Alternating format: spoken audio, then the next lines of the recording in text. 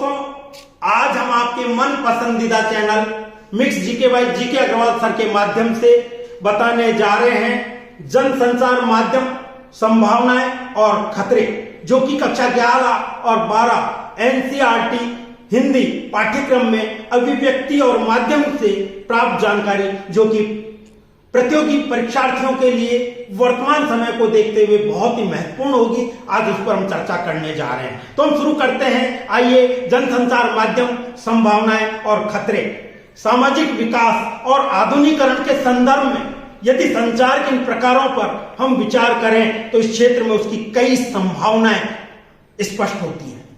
संचार संसाधनों को उचित दिशा देकर के नए मूल्य प्रतिस्थापित करके करे जा सकते हैं।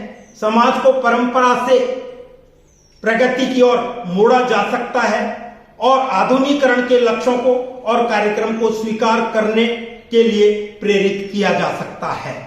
जनसंचार के माध्यम से, उनके साधनों से, उनके सम्मुख जीवन का एक आकर्षक विकल्प प्रस्तुत कर उन्हें जड़ता का मार्ग छोड़ सक्रियता की है अपनाने की प्रेरणा दे सकते हैं, या यूं कहें सक्रियता की राह अपनाने की हम प्रेरणा दे सकते हैं। जनमत प्रगति की अनिवार्य शर्त है और इसे तैयार करने में जनसंचार के माध्यमों साधनों की बहुत ही महत्वपूर्ण भूमिका है।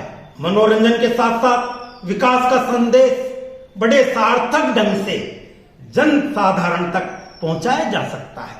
इस प्रभावकारी संभावनाओं के साथ संचार की सीमाओं पर ध्यान रखना भी, उसका सदुपयोग भी हो सकता है, क्योंकि संचार एक सबसे बड़ा अस्त्र है और इसका दुरुपयोग भी किया जा सकता है।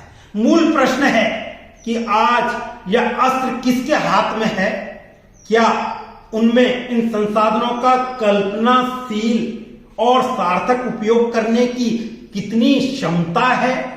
वर्तमान युवा पीढ़ी जो इसका प्रयोग कर रही है, क्या सही क्षमता के साथ कर रही है? क्या सही दिशा की ओर कर रही है? दूसरे शब्दों में, इन संसाधनों का उपयोग कौन किस उद्देश्य से और कितनी क्षमता से कर रहा है, इसको हमको समझना होगा। तो में यदि संचार प्रगति का प्रेरक बन सकता है तो दूसरे हाथ में परंपरा का पोषक भी बन सकता है। उनका उपयोग देश के ध्यान में रखते हुए महत्वपूर्ण समस्याओं से हटा करके अर्थहीन प्रश्नों से उलझाकर रखने के लिए भी किया जा सकता है, जैसा कई लोग कर रहे हैं। कभी कभी संचार प्रगति का स्थान ले लेता है। वास्तविक प्रगति कम होती है, पर उसे और काल्पनिक प्रगति को संचार के साधन इतने आकर्षित ढंग से प्रस्तुत कर देते हैं कि जनता शब्दों के मोहक इंद्रजाल में दिशा भ्रमित हो जाती है, और इसके विपरीत अयोग्य संचारकर्ता आशायुक्त संदेशों को कल्पनाहीन तथा अनाकर्षक ढंग से प्रस्तुत कर उनकी हत्या तक कर सकते हैं। संचार वस्तुतः दुधारा अस्त्र है, दुधारी तलवार है, जिसका उपयोग बड़ी ही सावधानी से करना होगा।